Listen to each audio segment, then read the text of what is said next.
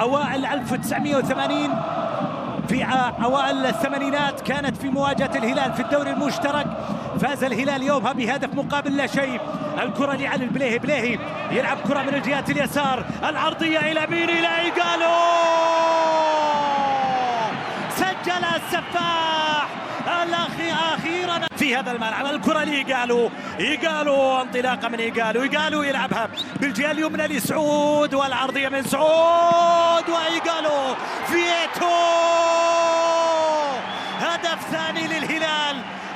مصطفى زغبة كرة إلى 61%، يعني هو واضح ان شوط المباراة الثانية الهلال استلم الملعب كل. الكرة لضمك في محاولة وكرة في الشباك، نعم هدف رائع جدا لضمك، هدف رائع جدا. المراقبة والمتابعة الدفاعية، الكرة عدت مرت في اليمين، الكرة اخطأ فيها دفاع الهلال في ابعادها المعيوف.